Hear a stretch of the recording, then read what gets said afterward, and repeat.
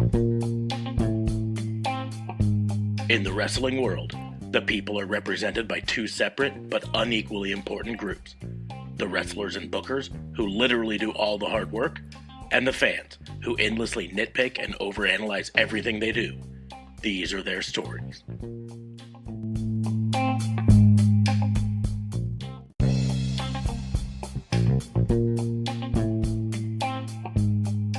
Welcome to Raw and Order, the wrestling booking unit, the only wrestling podcast on the planet that starts with me making a dubious claim about this podcast being special. I am joined, as always, by my partner. Only one? That starts with me making a dubious claim about being special. Then that's fair. Yep, go on. Yep. You're free.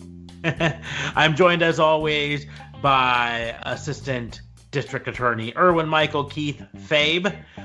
He is my partner in crime fighting, and if you are new to this podcast, we always kind of give an intro on this. This podcast, we investigate the quote-unquote crimes, those are big air quotes, in professional wrestling. We report on them and then send them out to the jury to convict or acquit on this.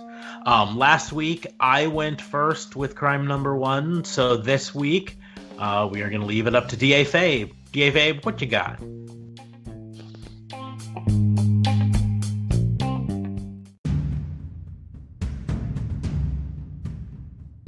Crime number one.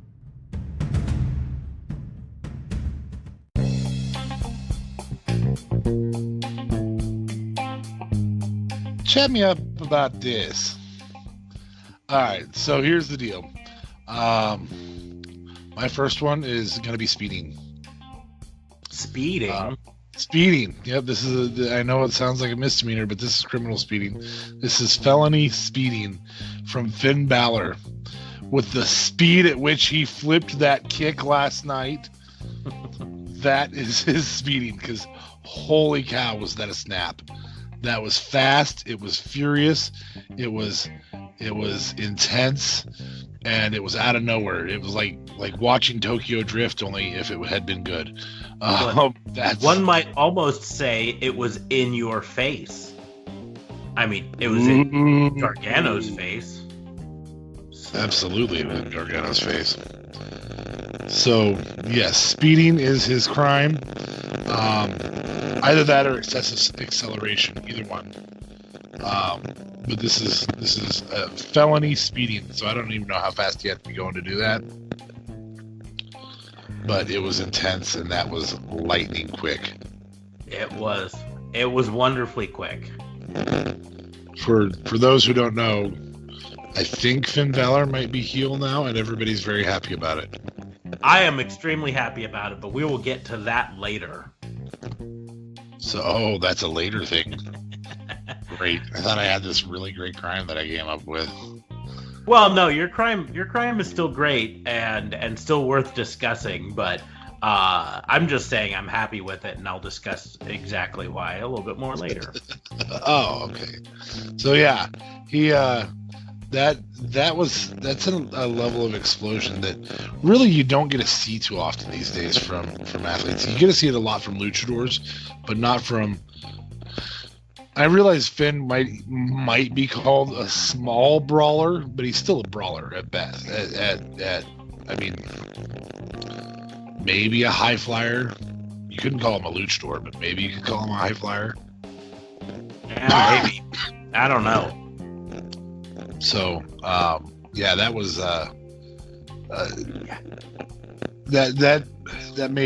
that made me reconsider my FBI decision on AJ Styles beating Finn in terms of both of them pulling off a phenomenal Pele kick. So, yeah. Well, that's the joy of that one with Finn Balor was how absolutely sudden it was.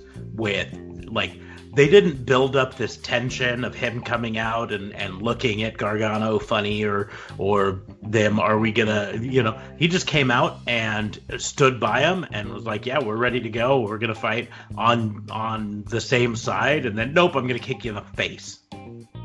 Yeah. Right in the face.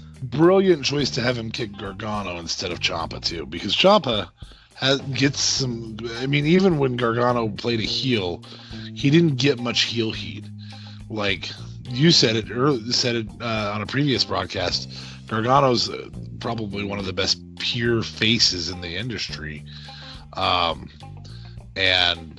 Ciampa has played a pretty good heel several times, and so they were obviously looking for Finn to get some heel heat there, and they chose the right person for him to kick. The setup was, dare I say, glorious, even though that's main roster. Perhaps I should say phenomenal, even though that's main roster. Whatever it was great. It was the real rock and roll is what it was. I mean, we talked about this a little bit on the fantasy booking, but you really never got a chance to experience heel Finn Balor in the Bullet Club. And I came back to wrestling a little bit late, but I came back to it backdoored into WWE. Like, when I stopped watching wrestling, when I came back in, it was Lucha Underground and Ring of Honor that got my attention first. And then through those, I started following New Japan Pro a bit, and then I came into WWE. And so I went back and I watched a whole bunch of heel Finn Balor in the Bullet Club, and he was vicious, and he was everything that they haven't allowed him to be in WWE since at least since main roster.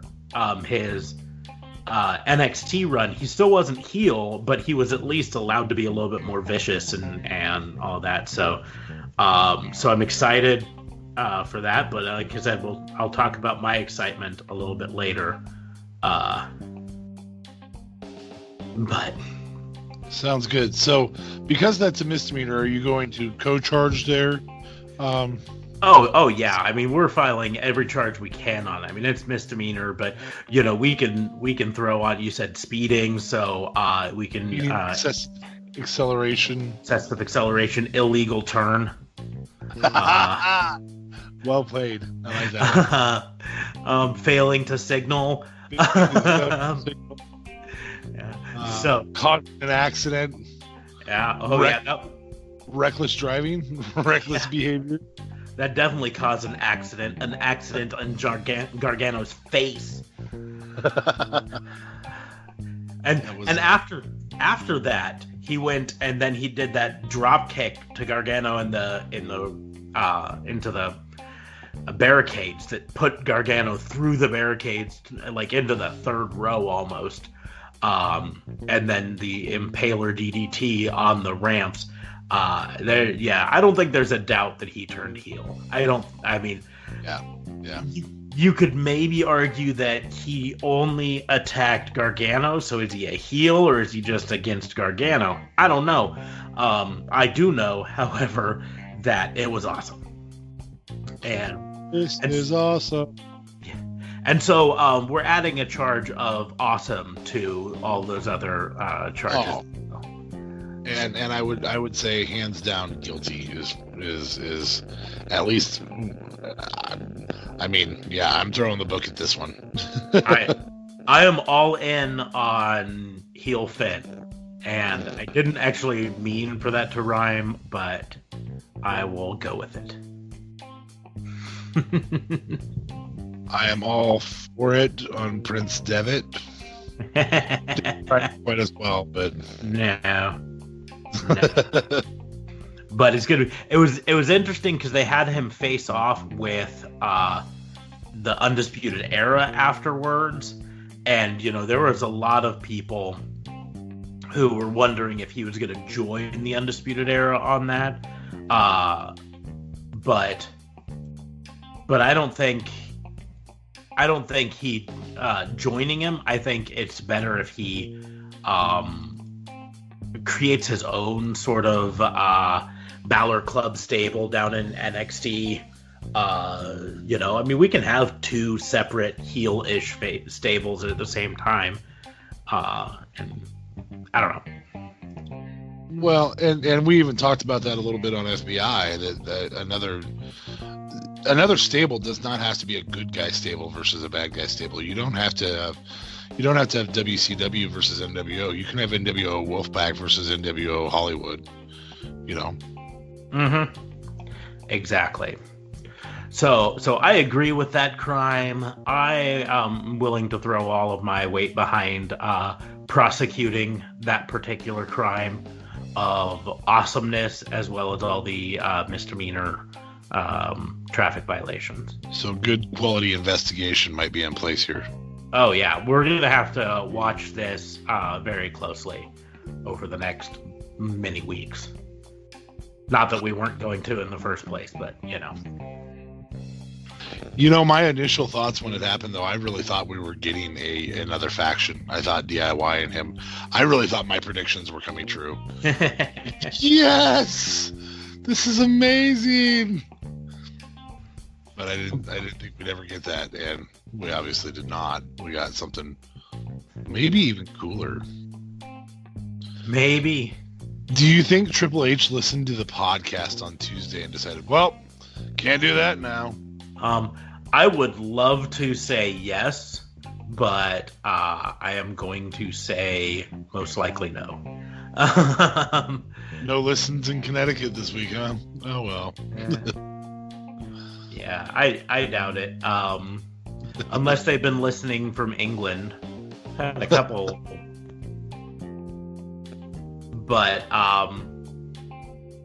But yeah, no, I mean, I agree on that charge, and I think we can kind of close the book on that and move on to crime number 2.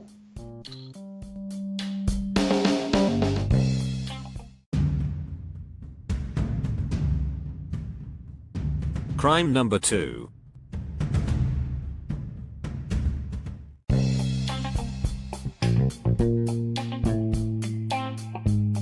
Go for it. What's the crime, brother?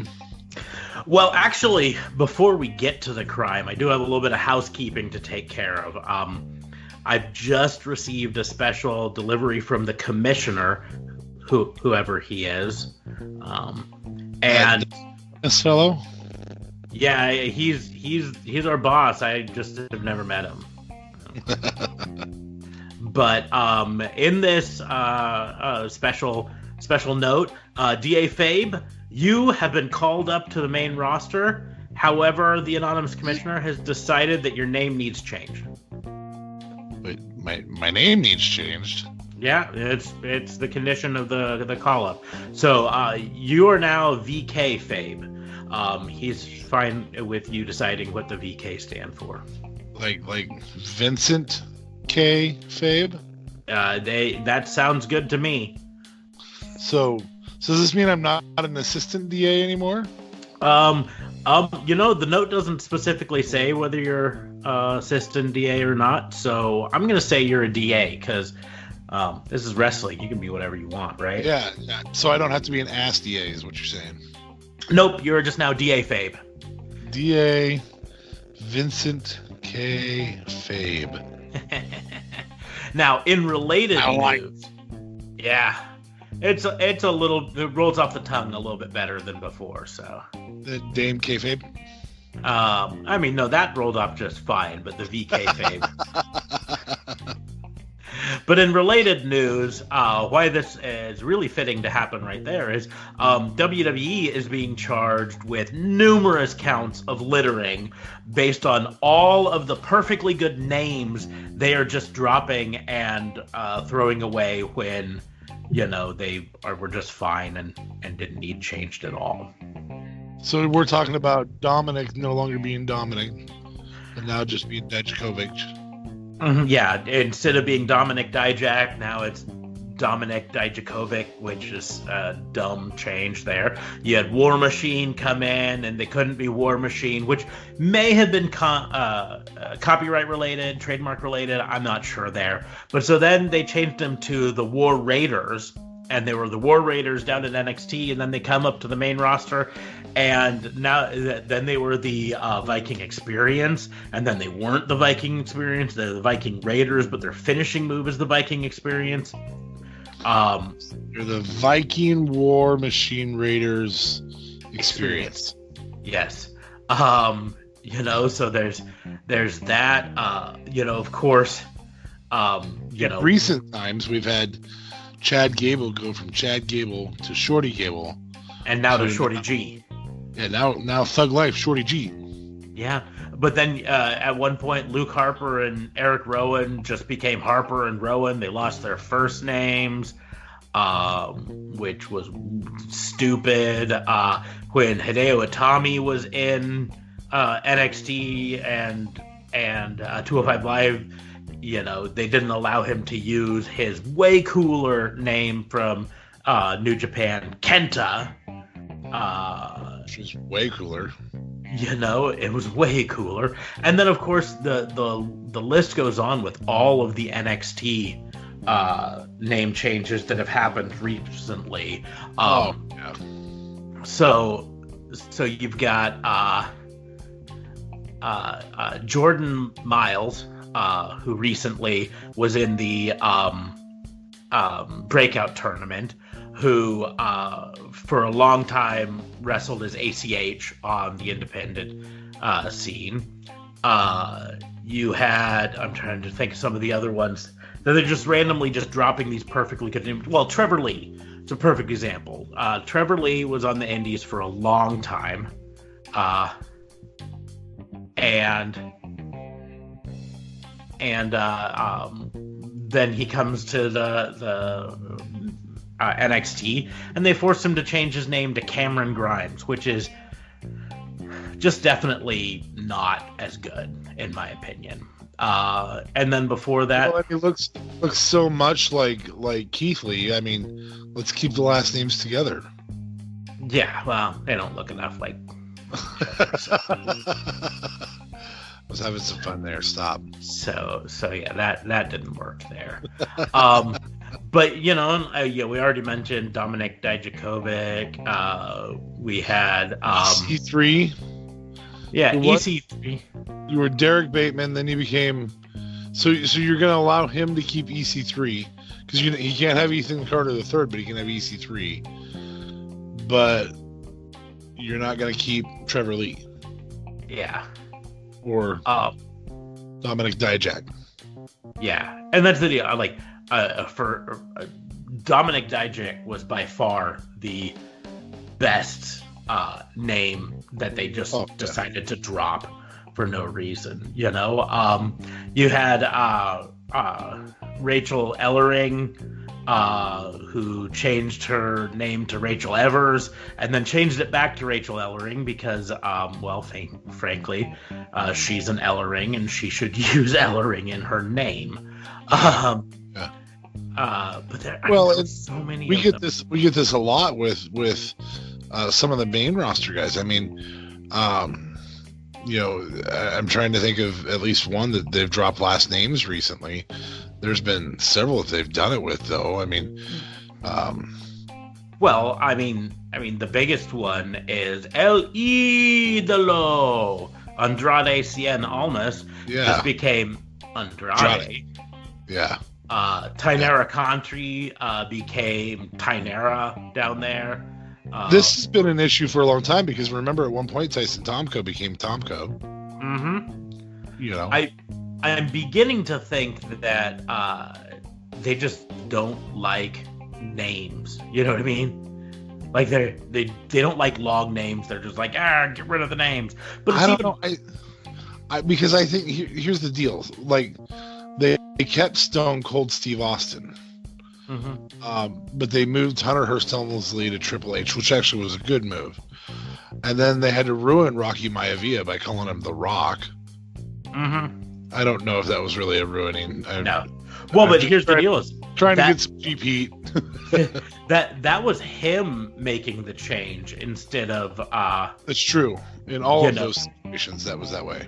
Yeah, but it's just like there were so many just perfectly good names, and then they just kind of dropped them for no reason whatsoever, and it makes no sense because, we're talking about wrestlers who've established a following in the independents, and then they just Didn't that happen with Big Cass? Didn't they drop the Big at some point one time?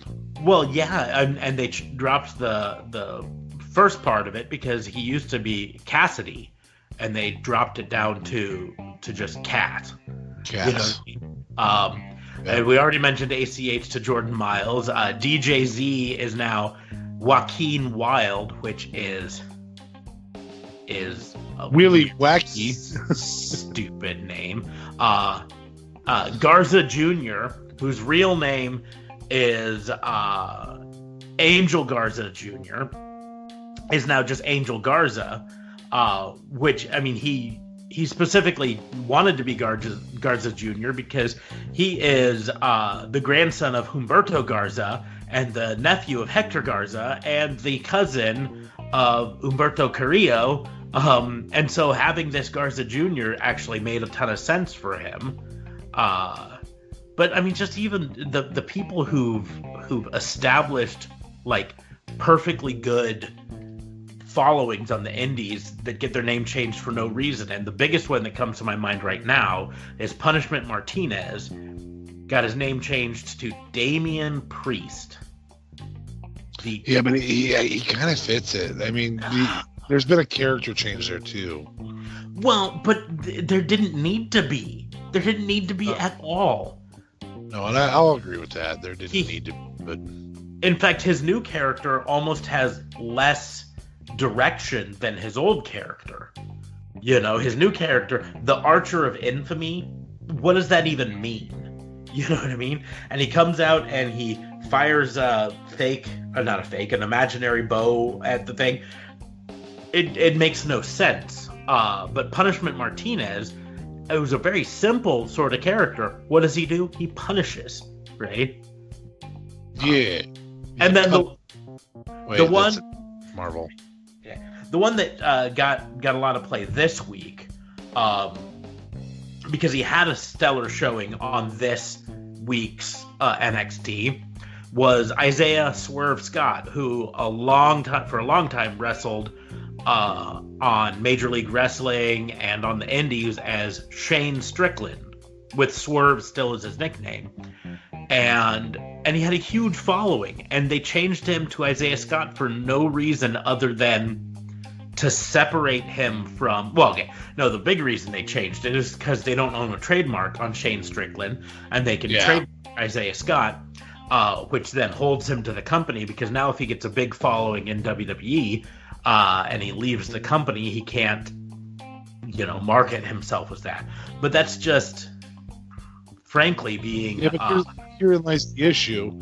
If that's your thought process, then AJ Styles should be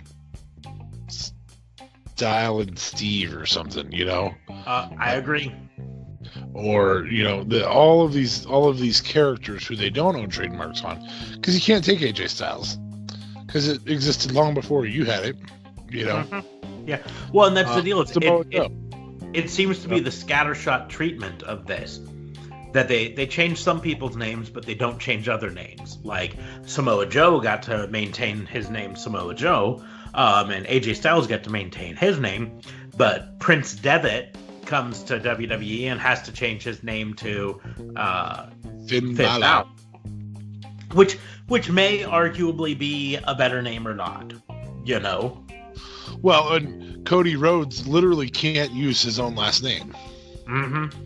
His actual legal last name, because they somehow managed to convince him to allow them to trademark his last name. Actually, his actual legal last name should be Runnels. Okay. I believe, but I'm not 100% on that. But it doesn't matter still. It's this company has focused so hard on, hey, we've got to protect our copyrights and all of this stuff, that they're short-sighted on the long-term benefits. Here's the deal. Cody Rhodes goes off to whatever else he goes off to and uses the same name that he used in WWE. It actually raises WWE's exposure, right? Well, yeah. Because they can say, hey, former WWE star Cody Rhodes, now wrestling on another company, was never a champion here.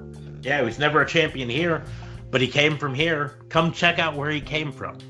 Or Mox. Mox is a really good example. Mm-hmm. What good did it do to have Neville? He just went back to being Pac when he left, and everybody still knew who he was when he left. Yeah, it's not like people because they were Neville's not on that show. Well, and even more than that, I mean, just the simple fact is he not only did he go back to being Pac, but Neville, when he came in, they changed him to Adrian Neville, which is one name change, and then they forced him to drop the Adrian and just become Neville, which is another name change, both of which fall under this crime of littering names all over the place. So, yeah. And I think it's one of those things that WWE kind of goes a little crazy over because they focus so much on we need to maintain copyright, we need to maintain control, that they don't actually think about what's best for the wrestler, what's best for the community as a general, and for them. I mean, the simple fact is, you go to an indie event and it says former WWF superstar Hacksaw Jim Duggan on it.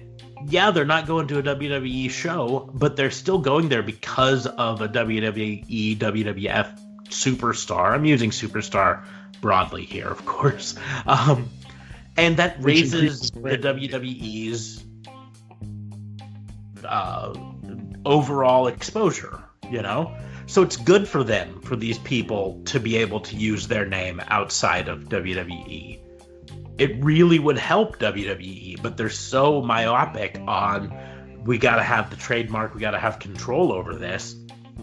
And I mean, there are a few people that'll get away, that for some reason they'll get away with it. Mike Kanellis was able to use a real name, not his name, of course. Kanellis is his wife's name, but when he came there, and so like we said, Samoa Joe and AJ Styles were able to use their names.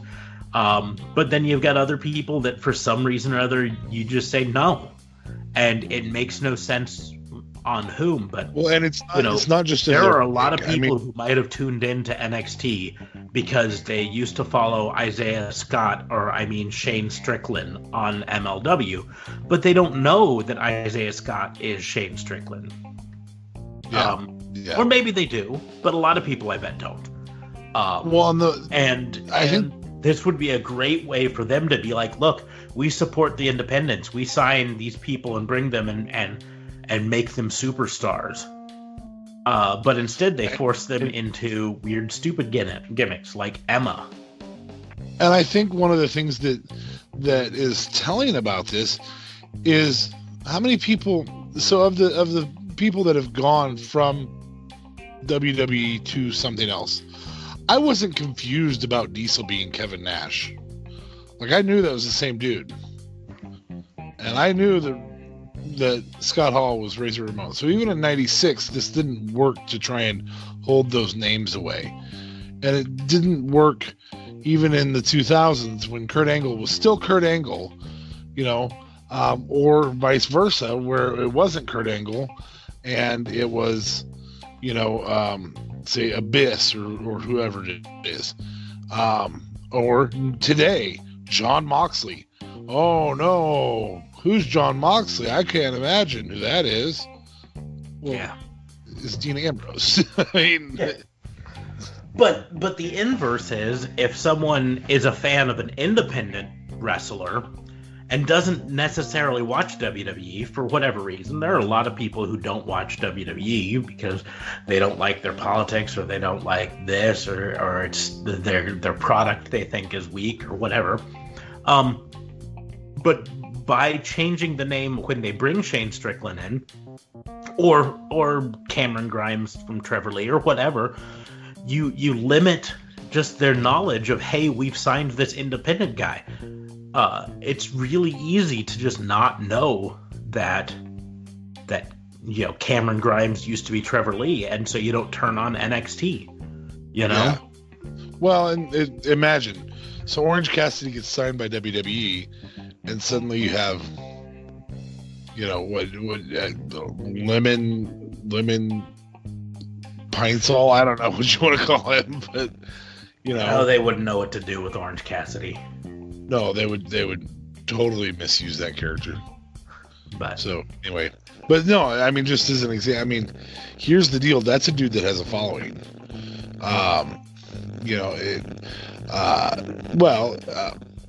Sean Spears.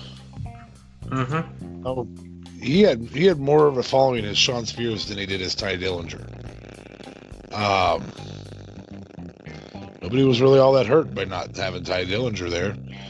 Everybody's pretty excited to have Sean Spears there. Mm-hmm. It doesn't add up. They're not allowing them to bring to the table what they can bring, i.e. Prince Devitt, i.e.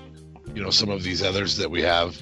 And at the same time, they're not sending them out without, it's not gaining them anything in preventing them from the competition using that name. Like, the competition's still getting that talent, and everybody knows who they are.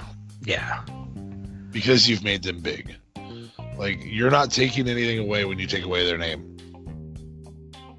Kind of like taking away. Exactly. So, yeah. And I'm so happy to be Vincent Kennedy Fabe. I figured you'd be happy for that. I love this promotion. It's the best promotion ever. It is. Because we have control. That's right. But so I think that's all I really have for Crime 2. Just, I think they've been littering all these perfectly good names around, and the Shorty G kind of put me over the edge here. You had Chad Gable, who is very charismatic and very, very talented. By the way, that was his name as an Olympian, just so everybody's aware. Shorty G? Yeah, no, Chad Gable. Well, but ultimately, that's the deal. He basically could have been Kurt Angle 2.0, but instead, he's now Shorty G. That's because they never allowed him to have any character development. He was just the little overcomer, the little engine that, oh, you're a tiny guy, we're going to call you the little engine that could. Yeah. We'll call you Shorty G. By the way, Chad Gable's Olympic name was actually Charles Betts. Because that's his real name. Yes. Oh, I thought his real name was Chad Gable. Nope. Charles Betts. Well, I'm so sorry for being wrong. Yeah. Yeah, so you are charged with being wrong. And guilty. We'll I'll plea right now. Settle that in small claims court. But the thing is, he'd been wrestling in WWE since 2015. So there's a question, like, why do you change him from Charles Betts? You bring him in because he's a legitimate standout wrestler at one point in his life.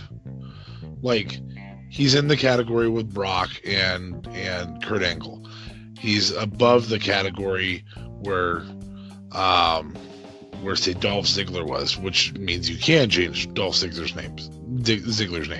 He wrestled in college. Okay.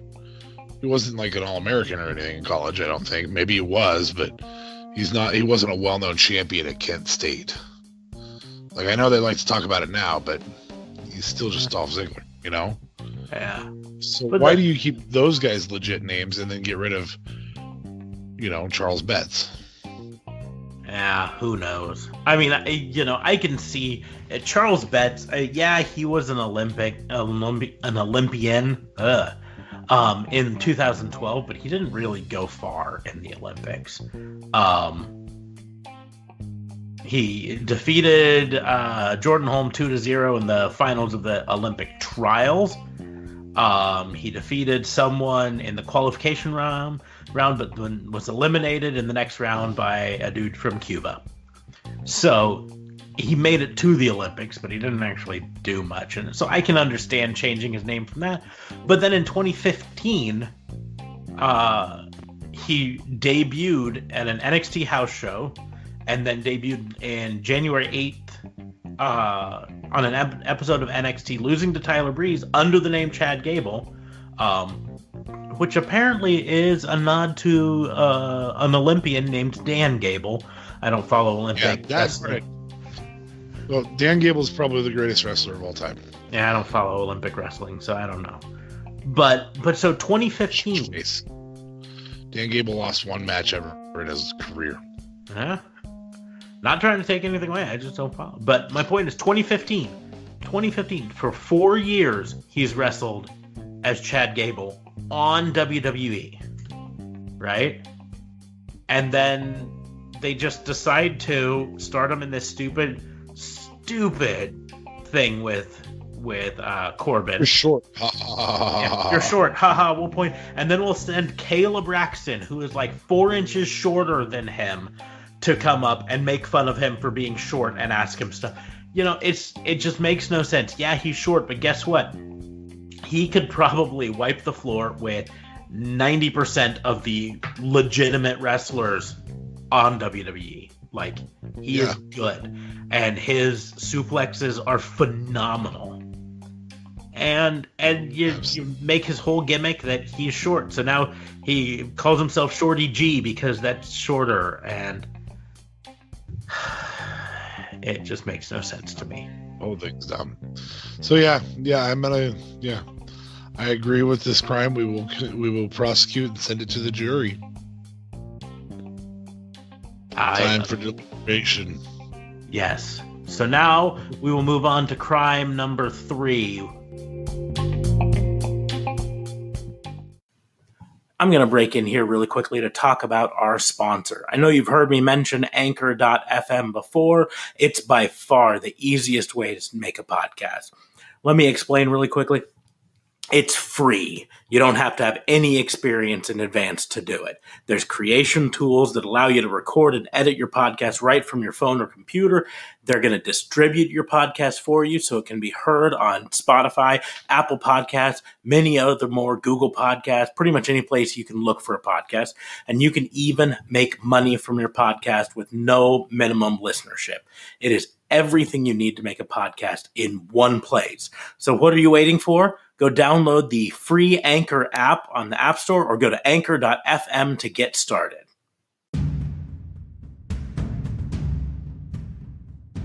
Crime number 3.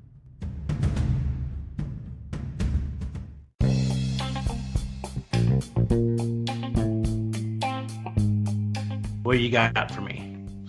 Crime number 3.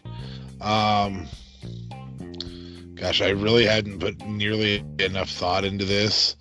But I'm going to go ahead and go yet again with NXT last night. On yet, I don't want to say storytelling again because that's what I used last week. But the design of this Roderick Strong storyline right now is so incredibly phenomenal. It's built around, the Undisputed Era really kind of manipulating everything that their commissioner William Regal does. Okay, I'm going to do this. I'm going to give William Regal the crime. William Regal the crime of lack of foresight. So he is not looking far enough ahead in driving. I don't know. I'm going to make it a driving crime of some type. But he is not reading the road 2 to 10 seconds ahead at all because they are working him as the Undisputed Era. They have played every little loophole that he has thrown at him, and they're still draped in gold, regardless of the super kicks, regardless of the number of challengers for Adam Cole, baby. They're all still draped in gold, and William Regal, you're not really catching him off guard all that much. No, I mean, he threw Roderick into that triple threat, but obviously it wasn't enough because Roderick came out of that smelling like roses. So yeah. Well, and then the week before, we're going to have a number one contenders with one of these two guys that we think could just annihilate you. All right, that's fine. I'll just attack him during it. And so I know it's a chess game back and forth, but every time William Regal throws them a curveball, they have an answer for it. Mm-hmm. And so I am incredibly, number one, it's how you should do a commissioner or general manager or whatever role you want to call them, because they change them all the time. Whatever role you're going to give that authority role, William Regal does it almost perfectly. And that is beautiful. The response power of the Undisputed Era is golden. I mean, there's a reason they're draped in gold, because their responses are absolute golden to every single thing William Regal throws at them. The only thing I can see that he could throw at them would be put them in matches against each other. That's really all I could ever see, but it has to be title matches. Yeah. But yeah, ultimately, I think what's going to happen is kind of what we talked about before, the Undisputed Era, like on the fantasy booking. They're going to have to implode before anything can really happen, because obviously Regal doesn't have a way to control them. No, I mean, you think he's got him. I mean, every week he has something different that he's. I finally got him. I got those. I mean, it's very reminiscent of DX and Vince. Very reminiscent of DX and Vince. But it's done in the modern general manager commissioner mentality, where he's not the owner. He doesn't even act like he's the owner. He's just the guy trying to keep order, and he's getting outwitted left and right. And it's wonderful storytelling, but more importantly, he plays this "I finally got him" mentality. I finally got you. You're gonna have a triple threat. Well, there's no DQ in triple threats, and it didn't go the way I thought it was gonna go. I thought it'd be a DQ. Just all of them come out, beat the crap out of him, and he takes the win. But Nope. It's good storytelling nonetheless. Yeah, and ultimately, that kind of brings us at least a little bit to talking about just last night's wrestling was phenomenal on both shows. Yeah, it really was. And I was going to talk about that under misdemeanors, but I just feel like a broken record. AEW and NXT have both just put on excellent shows every week, especially this week. And Raw and SmackDown last week were a bit of a disappointment all around. So we've got. It's really easy right now to issue positive crimes because of what happens on Wednesday night. And maybe it's because it's right in our mind on a Thursday evening when we record this, but it's so much easier to issue a positive crime. Like, the best I can do is, hey, William Regal, you're a great actor for being a dumbass. Like, that's the most negative I can be. But his character is just getting outsmarted by a group of 4 guys. Mm-hmm. And I love it. I love the story that's being told. I love that I can't predict the story. Yeah. That's the other thing, because I thought I had it predicted. And I don't remember if we did it on the show or if we were just talking about it last week, but I was like, no, dude, it was brilliant. Undisputed Era, because I had watched it before you last week and you had watched it before me this week. Mm-hmm. I was like, no, dude, it's totally, when you watch it, I guarantee you what's going to happen is Undisputed Era is going to come out in that triple threat, beat the crap out of them, and Roderick's going to get a free win, and it'll be another William Regal curveball thrown at that. And it wasn't, but it was still cheating. Yep. So So still open the door for cheating. I love it. I love that I can't predict it. I love that it has loopholes nonstop. I love that it's the same way in the women's division. I love the Shayna Baszler, I'm gonna create fear even when it's a crappy crappy vignette. God, I mean, she just looks mean. Everything they're doing about it is so well written. And I know you rated NXT a little above AEW, or AEW a little above NXT last night. Just a hair. Part of the reason that I can't really put AEW, I don't have much for AEW, is I haven't had a chance to watch it yet. I've been so dang busy. But what I've seen of NXT, if it's better than NXT, I'm excited to watch it later tonight. Yeah, be excited, because it, like you say, I mean, it's all subjective, my personal opinion.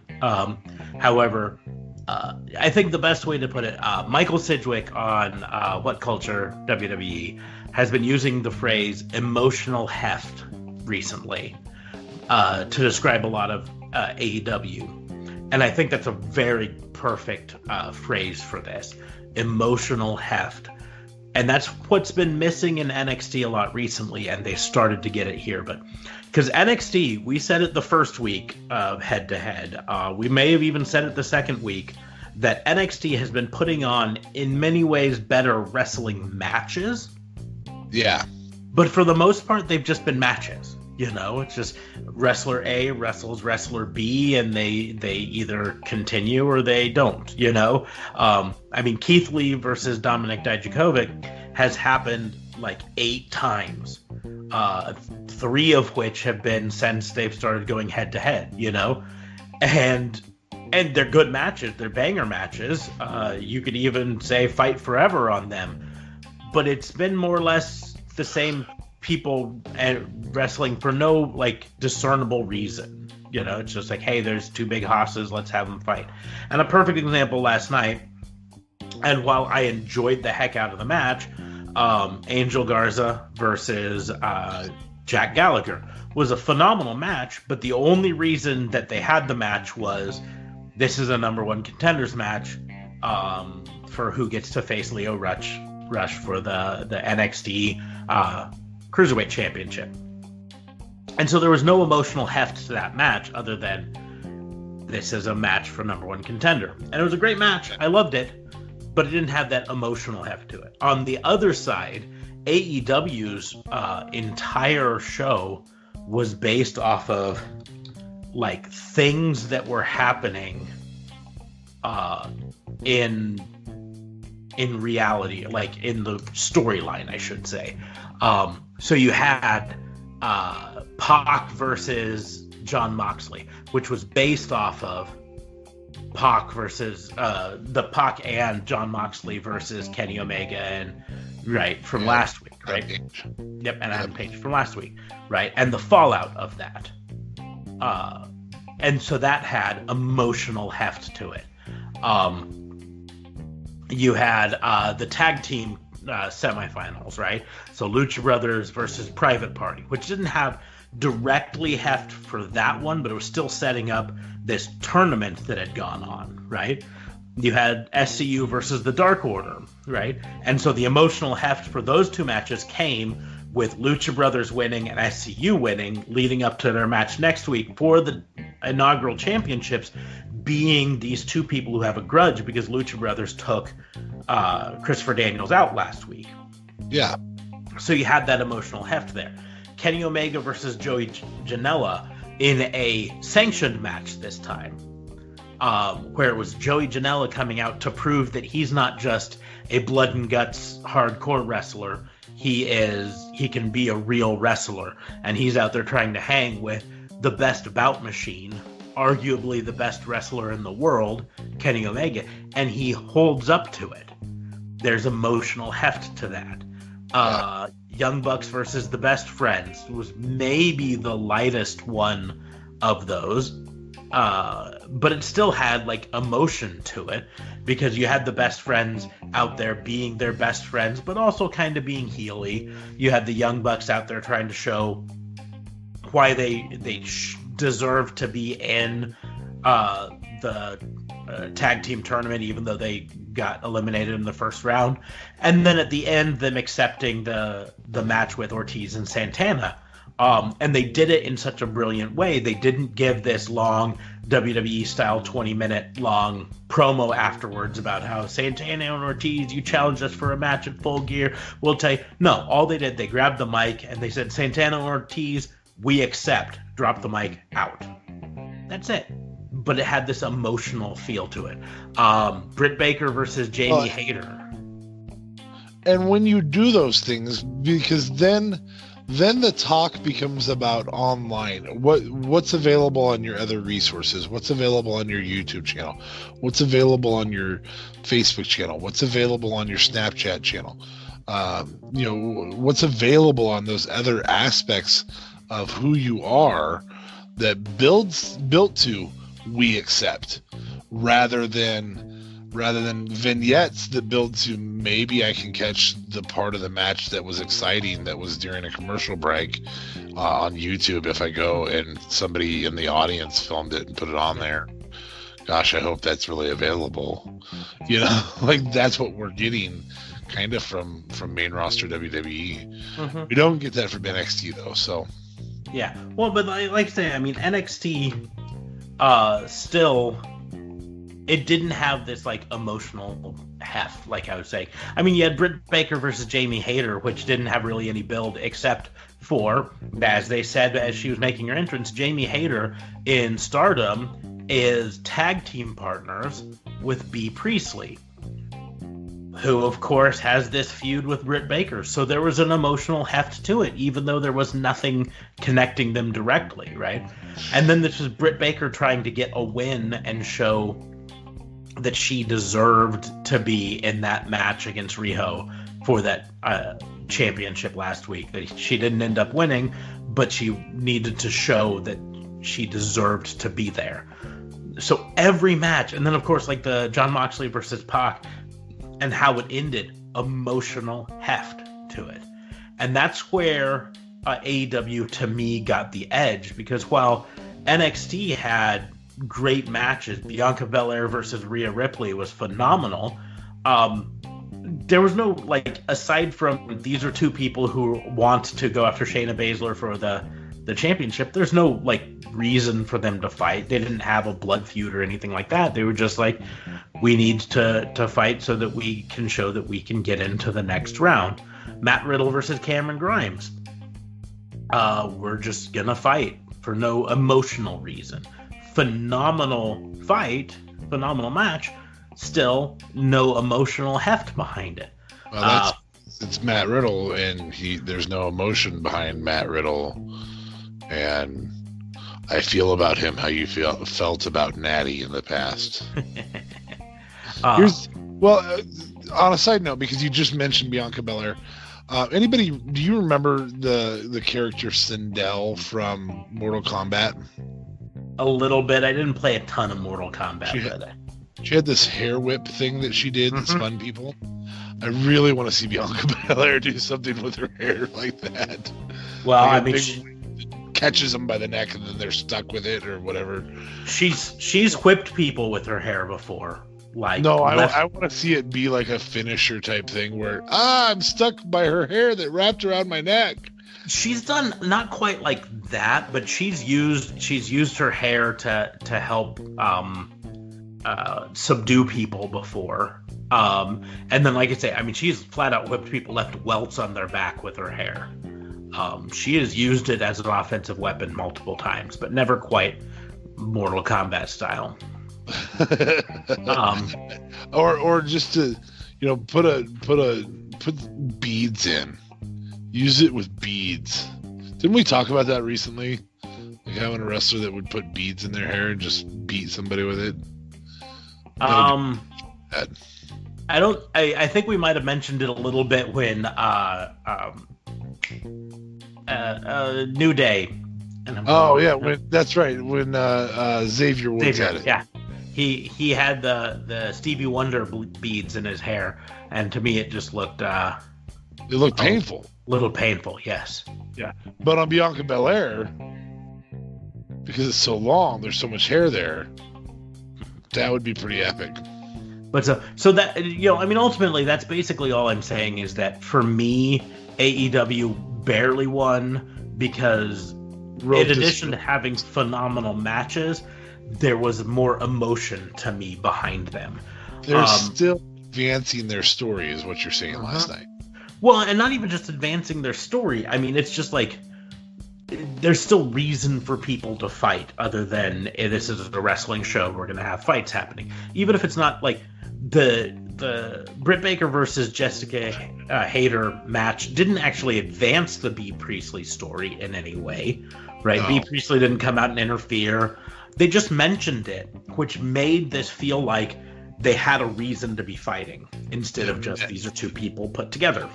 Well, and to that same note, it's part of our complaint about main rosters that I don't necessarily think main roster isn't good at doing storylines. I think they're good at doing one, maybe two storylines at a time. They just suck at interweaving storylines the way that AEW has the last 2 weeks. Mm-hmm. AEW legitimately created a heel feud between Mox and Pac. Like, because they're mad about how the other one behaved. Like, that's awesome. So that's... Anyway. We got... barely won. But that was my thoughts. Can you hear me? Okay, I can hear you now. Okay. You were skipping out. Sorry. I was just saying we had got sidetracked onto the AEW versus NXT thing, but we were on your crime of better storylines. Better storylines. I don't mean William Regal being an idiot. Yes. I guess, which makes for a phenomenal storyline. I don't know.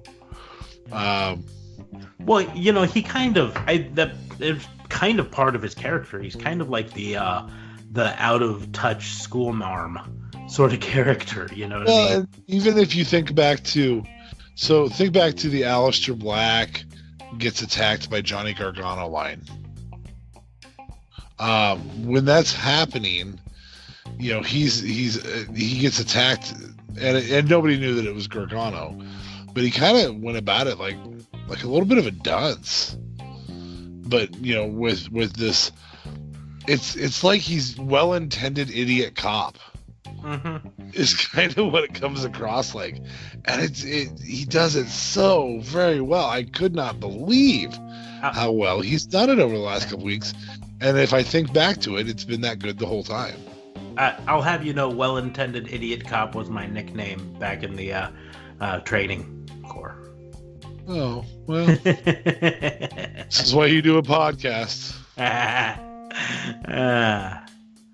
Well, I think we've talked enough about William Regal. Well-intended idiot attorney?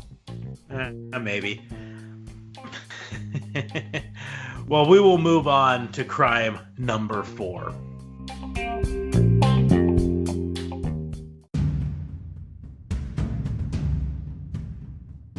Crime number 4.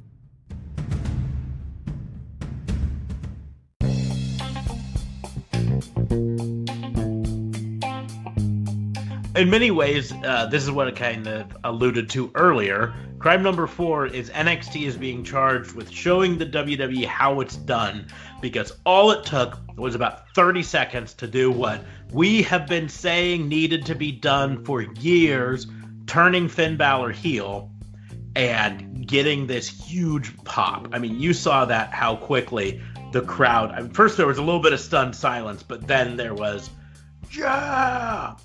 Because he's been the smiling, face for so long in WWE, and we've all known that he had so much more that he could give. Oh yeah, and I'm sorry, that turn was So that was as beautifully executed as Owen Hart turning on Brett. Like, that's the last time I can think of it. And there wasn't much to the previous crime. There wasn't an emotional involvement like Owen Hart versus Brett. There wasn't, oh, you turned on your best friend or you turned on your brother. It was, you came down here and you kicked our baby face. We're supposed to be coming out to defend our baby face. Yep. We're going to get great matches out of this. Yeah. Well, that's the deal. I mean, it's one of the few reasons that I'm slightly more excited for next week's NXT than AEW. And that's just to see what comes out of this.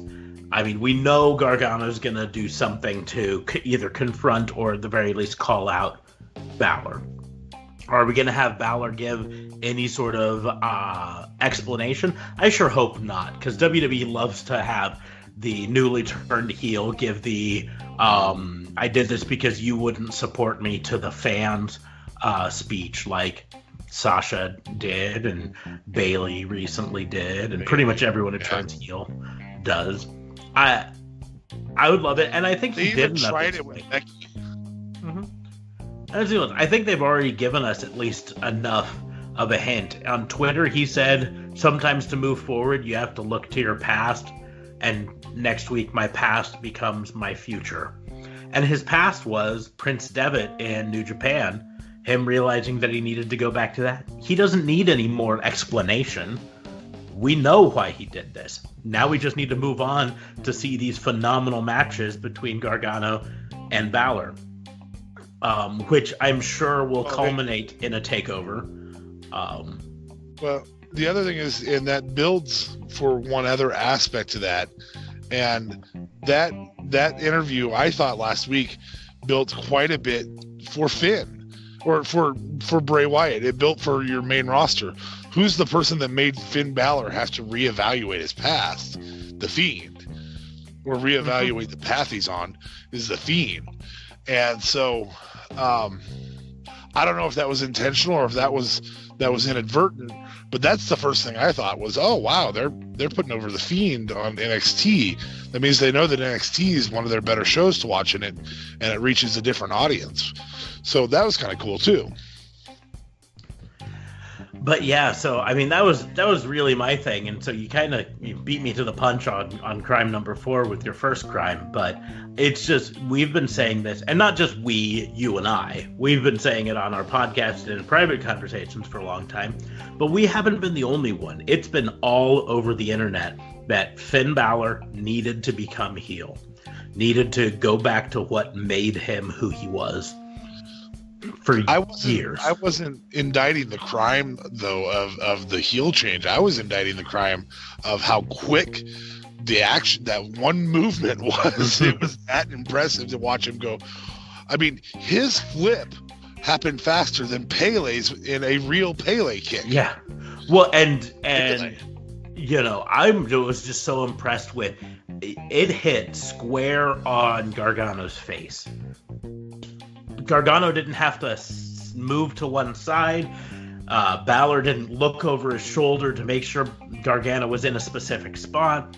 He just took a step forward, started to take his jacket off, and then kick him in the face. It was boot to the head, so fast. Well landed and everything. Yeah, it was right to the face. Most of AJ's Pele kicks land in the shoulder, neck, kind of stinger area. And this one landed right on. It may have inadvertently hit in the face. I don't know. I don't know, but it looked brutal. And this is a week we've had a lot of brutal hits, and that one might be up there on the most brutal list for me. You haven't seen AEW yet, so wait until you see the V-trigger that Kenny Omega pulls out on Janela. That one might actually edge this out a bit, but I don't know. It's going to be close. His V-triggers are so great, so great. And I don't remember what female in WWE was doing them a little while. Dana Brooke did one a little while back. I mean, don't get me wrong, she can't do what he does, but she needs to use that V-trigger more. It's such a brutal move. So And then I'm excited for you to see AEW, for you to see the Cody Jericho happenings last night, because it was phenomenal. And I know you haven't watched it yet. Is that one of those, this isn't a prediction, it's a spoiler? No, okay. I'm gonna just have to tell you a little bit about how it happened, and this'll spoil you a bit, but you'll still enjoy it, I'm sure. So, during one of the matches, I'm trying to remember which one it was. I think it was one of the tag matches, SCU versus the Dark Order, maybe. Yeah. During that match, the camera panned to the crowd. You had Jericho and the rest of the Inner Circle, minus Jake Hager, who is off training for his MMA match. So the 4 members of the Inner Circle, including Jericho, Sammy Guevara, and then Ortiz and Santana, walking through the crowd up to one of the luxury boxes with tickets in hand and popcorn and everything. And they go up there, and the camera keeps showing them in the luxury box throwing popcorn and talking smack and all this stuff. And the match continues, and what happens in the match happens, and you'll see that. But then a little bit later, Cody comes out to make a announcement. And, he's in the ring with Tony Schiavone, and he starts talking about this announcement. It's going to be a big deal. And then all of a sudden you hear these air horns coming really loud, and Cody stops for a minute and then tries to talk again, and the horns come up again. And then the camera goes up, and it's the Inner Circle up in their box with those air horns honking them to interrupt Cody. And then Jericho picks up a microphone and starts talking smack to Cody. And you're gonna have to watch to get the exact wording of it, but Cody looks up at him and says, this isn't like the company we used to work for. I can cross this invisible wall and just come up there and kick your ass. Which was a great moment. That was awesome. And then Cody takes off his jacket and undoes his tie and starts going towards the barricades and to climb over. And then Jericho points out that you're not going to come up here. There's just one of you and there's 4 of us. And Cody pauses for a moment. And then Dustin's music hits. And out comes Dustin in full gear again. So apparently he does just sit around backstage in the pleather suit and makeup. The S&M Gimp outfit, only not quite as gimpy. Yeah, apparently. But then Jericho correctly points out that it's still 2 to 4, so they still double up on Cody. And then MJF's music hits, and MJF comes out. And they start climbing the barricades, and Jericho has a great line about, I'm supposed to be scared of him. He wears a scarf. Who wears a scarf? Which is really funny. Which is hilarious. Because of Jericho's previous persona as the guy who wears a scarf. Now wears a fedora. But so there's questionable fashion choices, doesn't he? But they're still starting to make their way up, but Jericho points out again, it's still 4 to 3, so they still have the advantage. And at this point, there's going to be another music hit. And I bet you right now, if I gave you 10 guesses as to what music is going to hit, you would not get it. So let's just go with 2 or 3 guesses. 2 or 3 guesses. Well, if I'm not going to get it, I have to rule out the Jacksons, all of SCU, and Omega. Correct. Sean Spears? No. Guess number 2. Guess number 2 is Rusev. No. Do you want to try guess number 3, or do you just want me to give it up to you? I think you're just going to have to give it up to me because I don't have a clue. It's me, It's me. It's DDP. Awesome.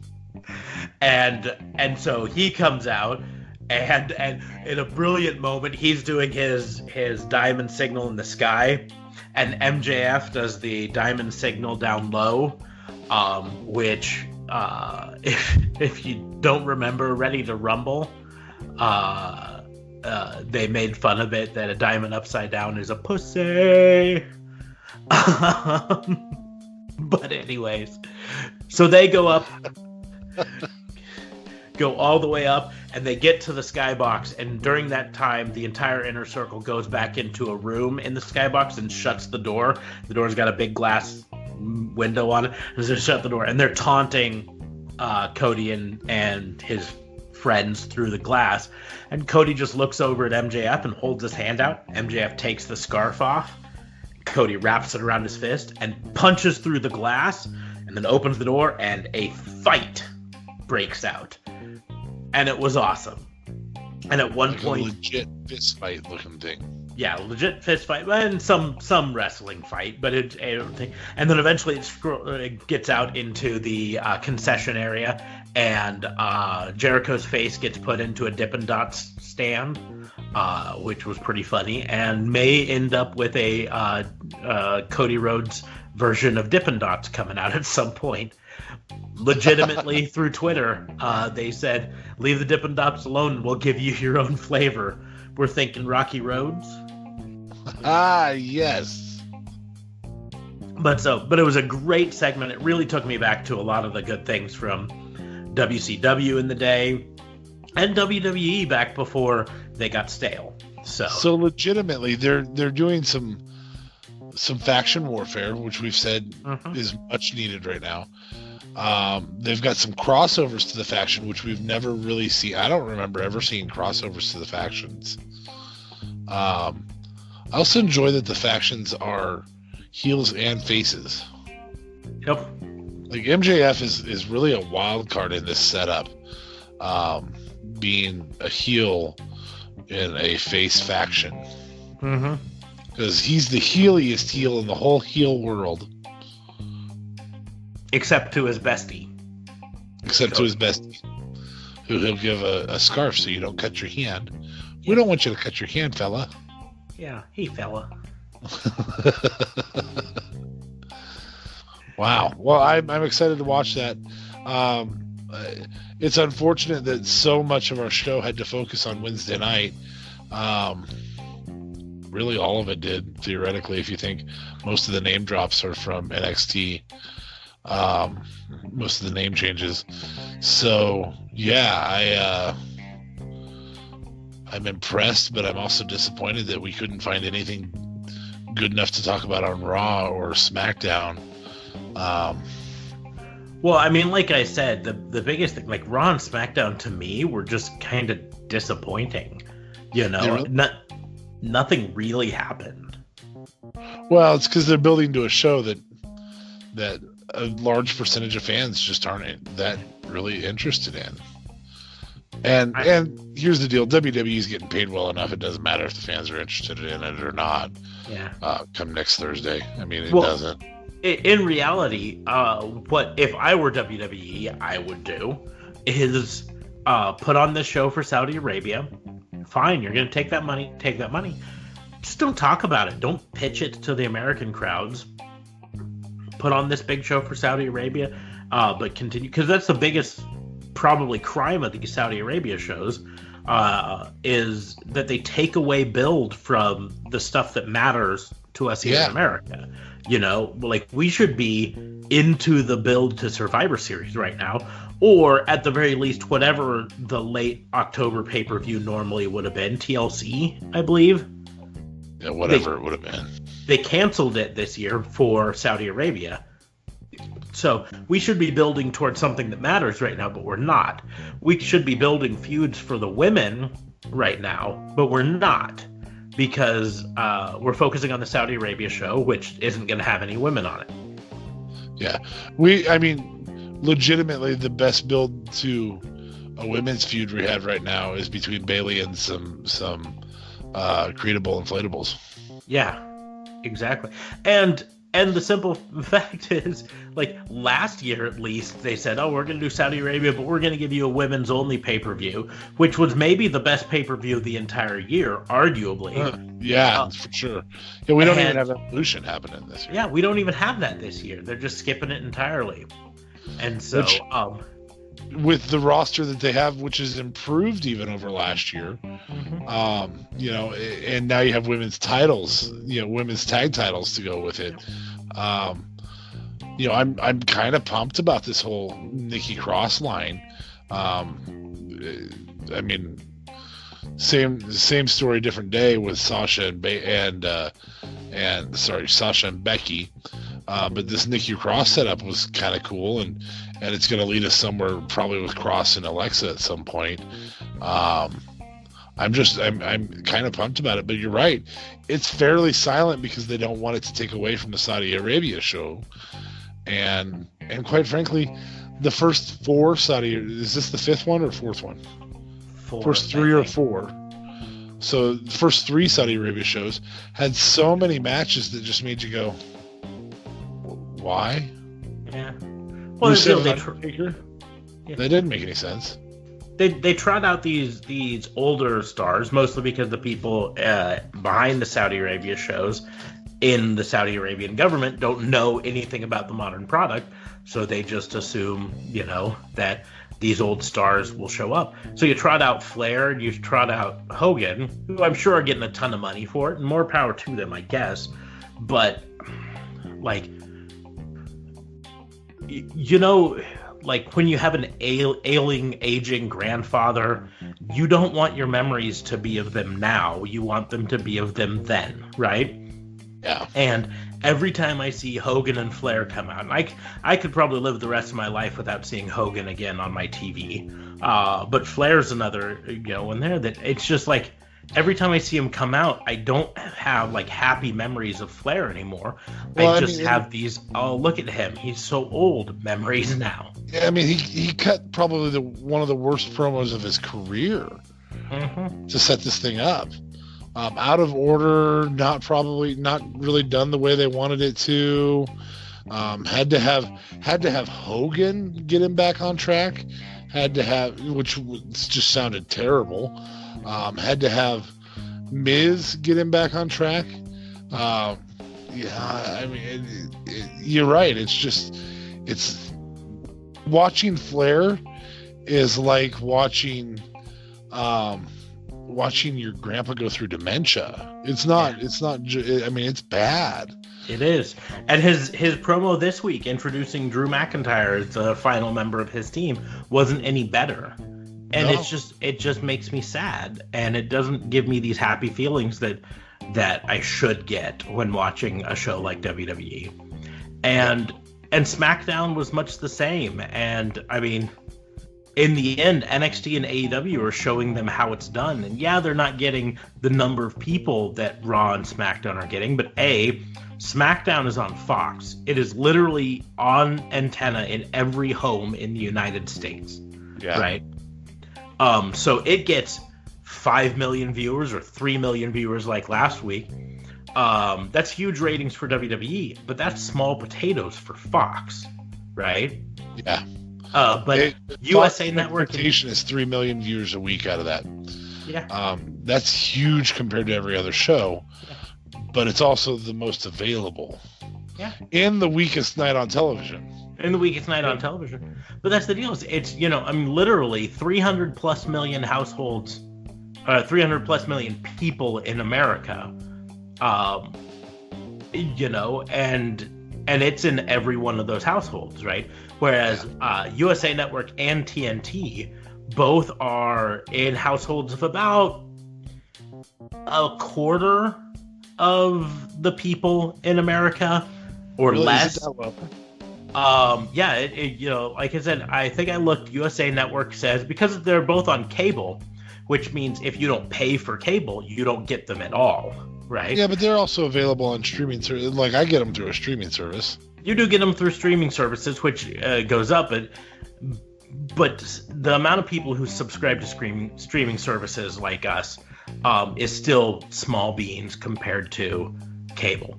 And so the last estimate I read was, in terms of cable, USA Network was on about 50 million households in America, and that's probably about half the households. And TNT was on about 49, so just around that 50 million.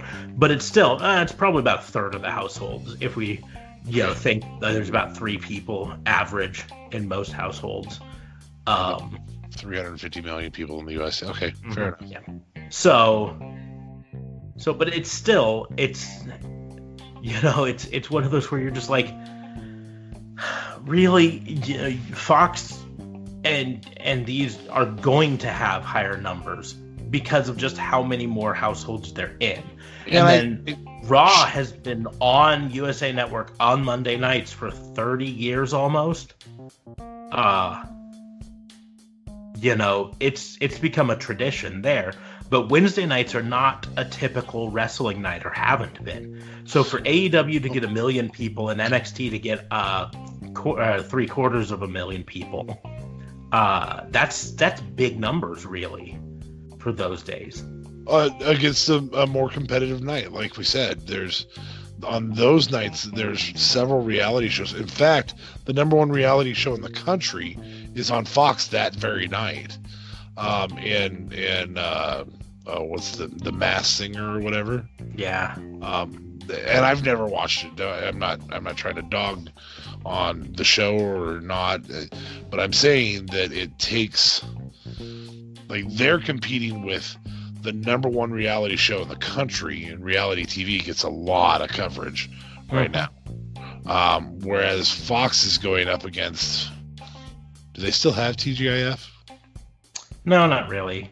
It's going up against not a football night, which Raw has to go up against football. And it's going up against not really a sports night at all. I mean, maybe you go up against a basketball game or two, or right now the World Series. In fact, tomorrow night they will go up against the World Series. But that's not going to be an all the time thing. That's just going to be a some of the time thing. So I don't know what else to say regarding that. Because you're right. I mean, I think Fox is justified in saying, "Hey, y'all should be getting half.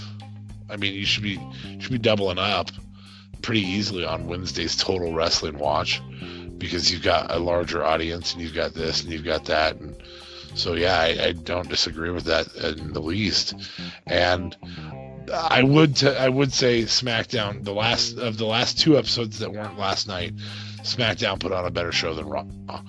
However, SmackDown's a little tough to follow because, again, we're back to the Brock Lesnar champion. They did not have to make Cain Velasquez versus Brock Lesnar about a title, and that's frustrating. But they did it it sounds like they did it mostly for Saudi Arabia. Like, why couldn't you just have Cain Velasquez versus Brock Lesnar? Brock's a jerk. Cain beat him. That's a story by itself. You don't need a title in there. I don't know. I don't know.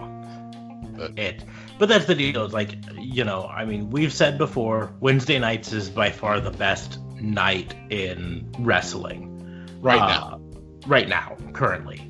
And yeah, like I said, the ratings in right now, AEW was just under 1 million, 963,000 people watching it. NXT dropped again. It's just under 700,000 people watching. But that still means that 1.6 million people watched on a night when you had the second night of NBA for the season. Watched wrestling. Right. That's still huge. And you put that up against Raw's numbers over the last 6 months. Combined. They went up against the World Series last night, too. Are you there? Yeah. Okay. So, yeah, I mean, you're going up against this is the best time of year in sports.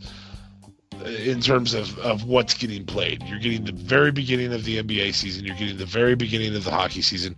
You're getting the end of baseball, and you're getting the thick of football. So, at least in American sport, non-American, you throw in soccer, it's probably more summertime. They're competing in the U.S. market against the most difficult time, and they're pulling 1.6 million on that night, when SmackDown, again on a night that typically doesn't compete against other sports, SmackDown's gonna pull less than double that. And that's sad, with a lot more exposure. Oh, and by the way, these two brands have existed on television, on basic cable television, for a month and a half. Yeah, instead of 20 or 30 years. 20 and 30 years, yeah. Like, longest running weekly episodic, that's also the longest running weekly underperforming. But like I mean, so much of it is just, you and I were talking about how Wednesday was the one that came up with all the crimes for this, because for the most part, Monday night and last Friday night were not memorable. Like, I mean, I could have put a huge crime on how they're continuing to do this Rusev, Alana, Bobby Lashley angle, despite the fact that scratch the record, pal. Yeah, despite the fact that nobody wants to see it, but we've talked about it before multiple times, and they didn't do anything fresh with it. They did the old they're having dinner, show up at the hotel or dinner or whatever. Yeah, but that's we've seen that before. This gimmick is not even is it in poor taste. It's just been done before, beat for beat before. We've seen this exact same angle take place before. And you can tell that Rusev's not really in it. Like, he's just waiting out his contract. I'm told I have to do this, so I'm going to be angry and I'm going to go here. But you watch that when he shows up at the restaurant, he's barely putting any work into it. Certainly not a pissed off ex-husband or cheated on husband. And so, you just watch this, and none of the angles have any emotional heft, to use the phrase I was using earlier, on Raw or SmackDown. And admittedly, SmackDown is in a weird state of flux. You had Bischoff, who was in charge, but not really in charge, apparently. You had Pritchard, who is making most of the decisions before, but now he's officially in charge. You had this whole move to Fox, and then this draft that was supposed to give them stars, but it didn't really give them stars, because Bray Wyatt is still showing up on Raw anyways and going to be wrestling at Crown Jewel against the Raw superstar. So they're in this kind of weird place, but like, without typing it into my Google machine here, I don't think I could tell you anything that happened on SmackDown. I can tell you Nikki Cross became the number one contender for the women's title. That was the high point of the show for me. Yeah. And it was it was some of Bayley's best storytelling. It was certainly Nikki Cross's, maybe not best, but best on the main roster. Her best story was when she was going after Asuka's title in NXT, which again points to another brand that we've already talked about producing better. So, yeah. And that's, I mean, I guess, in the end, the big reason that WWE Raw and SmackDown didn't show up more on this show has less to do with this being recorded on Thursday night while AEW and NXT are fresh in our mind, and more with the fact that there is so little to be happy about on Raw and SmackDown that I would rather not waste my time throwing crimes at things that are legitimately bad, and instead throw crimes at things that we enjoyed, like Finn Balor kicking Johnny Gargano in the face. Well, and again, the most memorable thing for me, obviously, on SmackDown was Nikki Cross. I can't say that I can develop a crime there. Like, I'm happy it happened. It really wasn't a swerve. She came out right before the match, and so it made it look pretty obvious that that's what's going to happen. She didn't win with a swerve. The stare down was kind of cool. You know, I mean, they're just, and again, I don't need a swerve. It's not like I need some type of swerve all the time. There's just not much story to be told there. And as I said, I'm hoping they're building towards an Alexa Bliss angle there with Nikki. But I don't know. I don't have a clue what's going on there. Yeah, I mean, and the only all that emotionally invested. Yeah, the only crime I could throw at it was that Alexa Bliss wasn't involved in any real way, shape, or form.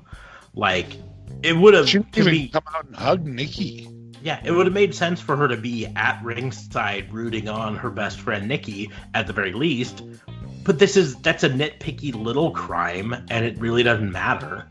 You know, or helping defend Nikki against the beatdown from Sasha and Bayley. Something, just anything. So yeah, you're right. There's not a crime there, and not a positive crime, not a negative crime. I suppose you're kind of sort of telling a story, but you don't want it to interfere with next Thursday. You know, it's just so confused. Can you do something more with this? You know, obviously we have to eliminate certain superstars because of they're not going to Saudi Arabia. I really didn't expect us to talk about Saudi Arabia this much. I mean, well, I'm supposed to. I think I'm going to be talking on Real Talk Radio with Justin about Saudi Arabia, but I know you're not watching it, right? Nope, I'm not watching it, and this makes a good enough time for us to talk. Don't expect the wrestling booking unit to be doing an episode on Saudi Arabia or really talking about it much in all. No, we're not going to discuss crimes or fantasy booking for it. We only brought it up tonight because it literally, you're right, it's a distraction from the quality of television we could put out. So because of that, I feel like a programming note right now should at least be discussed. So we're not going to be doing anything on Crown Jewel next week. We're also, because that takes place on Thursday, I believe. Yep, Thursday. Which is when we normally are recording. But programming note probably is we're probably not going to have an episode recording Thursday night, because more importantly than Crown Jewel, Thursday night is Halloween. And both of us have kids. Hey, man, come on, man. I got kids. And both of us probably are going to be spending time with said kids on Thursday night. WBU will be delayed next week. It'll be at the very least delayed. If not, we might record a special episode later in the week or something. But just the programming note is don't expect necessarily a WBU on Friday morning when you fire up your machine, whatever you use to look. I just realized when we do WBU next week, because everything's going to be directed towards Thursday, it's going to be another NXT AEW episode. Oh, I'm sure it will be. I'm sure it will be that way probably for a long time, because, you know, like, it really simply comes down to I just don't want to be negative. And there's just not a lot to be super positive about on Raw and SmackDown right now. Hey, and on the bright side, Crazy Girl, title shot. Yeah, I guess we got Kevin Owens back on Raw. Oh, yeah. Yeah. For helping out Street Profits for reasons, I guess. Because stuff. Yeah. He didn't even have a feud with AJ before this. Like, just reasons. There's no reason for him to legitimately not like AJ. I don't know. Like, the story. That's what we're talking about, I guess. So, all right. You got any minor crimes? I'm not even going to go into them because I don't want to go into them. But if you got, let's get the rest of the docket filled out and adjourn. Well,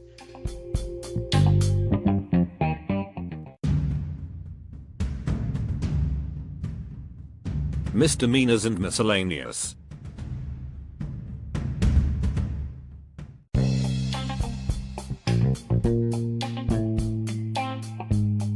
Well, I didn't have a ton of misdemeanors. Like I already said, I feel like a broken record, but AEW and NXT are both charged with putting on excellent shows. Root beer, delicious. Yeah, A and W's root beer is delicious. So, unfortunately, that doesn't fall directly under our purview, but we will pass that on to the root beer unit. Hashtag still not sponsored. The other like little misdemeanor is something I can't remember which podcast said it, but it's a misdemeanor on WWE because they've apparently, maybe subconsciously, chosen to stop creating stars and create moments instead. And it apparently goes all the way up to Vince McMahon, that he's been hurt over the years based on losing his big name stars like The Rock and Stone Cold, creating these huge stars that and Hogan when Hogan left for WCW and Bret Hart, and all these, creating these stars and then losing them and feeling like that's holding the company back. So it's been a creative direction where instead they focus on creating moments. And I mean, you think about it, they don't talk about Hogan at WrestleMania without talking about the WrestleMania moment of Hogan slamming Andre. Their whole thing with WrestleMania is advertising how it's, everyone wants their WrestleMania moment. And they're so scared that if they create a star, that the star will leave them at some day, and then they'll be worse off, that they don't realize that creating stars creates moments. The Rock didn't have all those wonderful moments because they were scripted moments. He had all those wonderful moments because he was The Rock, Because yeah. Well, same with Stone Cold. Like, you just created a character. Stone Cold's character sucks without it being a character, without being moments. I'm sure the beer truck is cool with somebody else, but the beer truck was cool with Stone Cold because it was Stone Cold. Yeah. And that's the deal. The other side to that same story. So you're trying to create moments, and you're worried about getting hurt by these.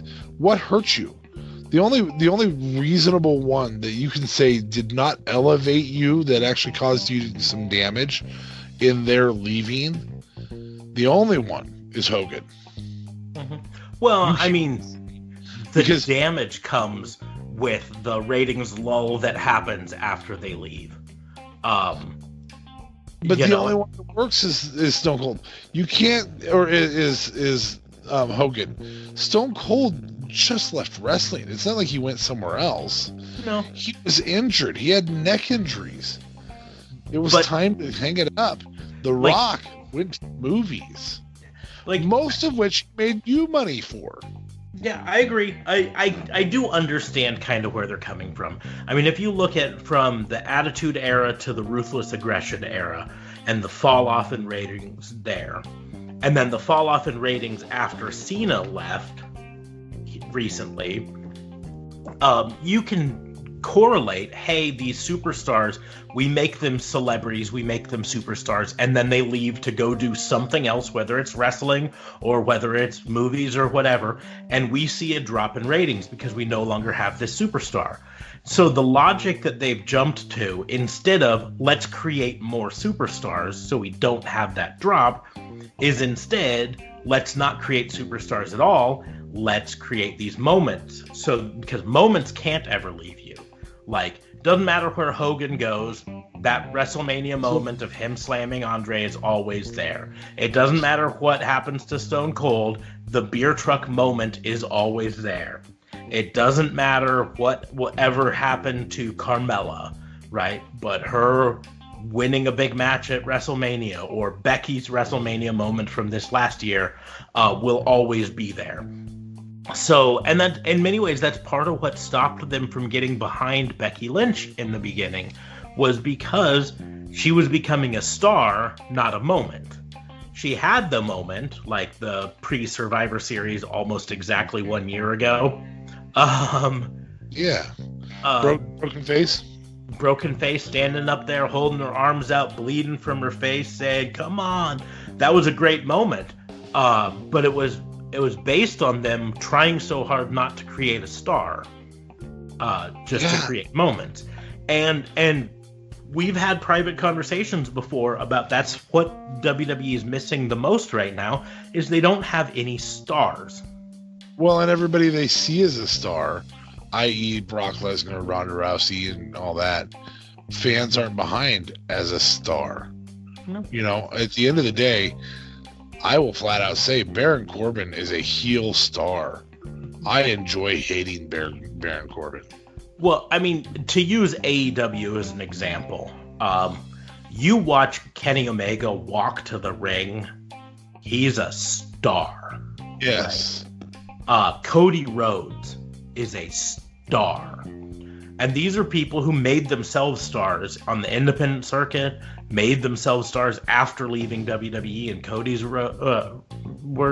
But these are people, you know, that are stars. Like, they have this star potential. They have that it factor that you see from The Rock and Stone Cold.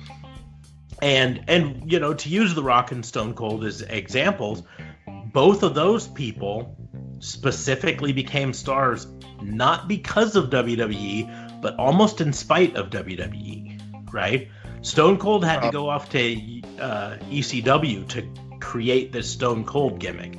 And The Rock was being forced to be a face, Rocky Maivia, you know, for so long, and it just wasn't working. And then one day they said, yeah, do whatever you want. And he created the Rock persona, and it became the biggest thing in wrestling for a while. And and so much of it, I just think, comes down to WWE is so scared to create these stars that they're holding themselves back. And it's why, you know, it's why when The Fiend came along, we were so worried that they would mess it all up, and rightfully so, apparently, because he was a star.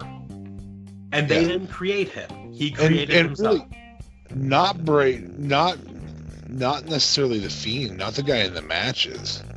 Really, the guy in the cartoon. That's the star. Bray Wyatt in Firefly Funhouse is truly the star of the whole thing. That's the one that we go, oh, this guy's cool. This is freaking hilarious. This is entertainment. You know, this is what made me turn into Wake Up Sacramento or whatever it was to see that character, because if The Fiend had been on there and he didn't attack all the staff on that show, well, that's just stupid. You know, it's just dumb. But Bray going on there and doing what he does, that's good stuff, you know. And so, yeah, you're right. It's creating these stars. I mean, so are they doing this with Charlotte too? I mean, Charlotte's a star. She's legit. Well, yeah, but I think she's another accidental star. I think she was supposed to be just moments. These WrestleMania moments and these other things, and she kind of became a star. But at the same point, if Charlotte leaves, I don't see it having an effect. Like, no, she is a star, but she's not The Rock. She's not Stone Cold. She's not up there. Now, Becky Lynch, if Becky Lynch were to walk away today, right, they would lose something, because there are people who legitimately tune in to see Becky Lynch. Well, I mean, if you were to go through the roster right now, in terms of star power, Becky would cause some serious damage if she were to leave. Bray, people would go to.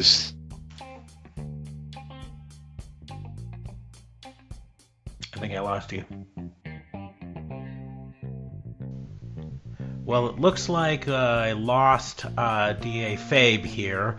But that's okay. We were going to try to wrap things up here. We've gone a little bit over an hour and a half, so I'm just going to close us out here. As always, I like to invite you to like, share, subscribe, rate us on your podcast platform of choice, whether you use Stitcher, Google Podcasts, Apple Podcasts, whatever. We've even been putting these up on YouTube, so search for us, Raw and Order WBU, on YouTube. You can watch and listen to us there.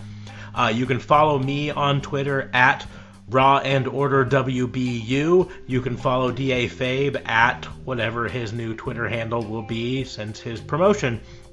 And then always go to anchor.fm, leave us a voice message. You can support us there, throw us some money to help us improve audio quality and everything, and make sure that we don't lose DA Fabe in the future.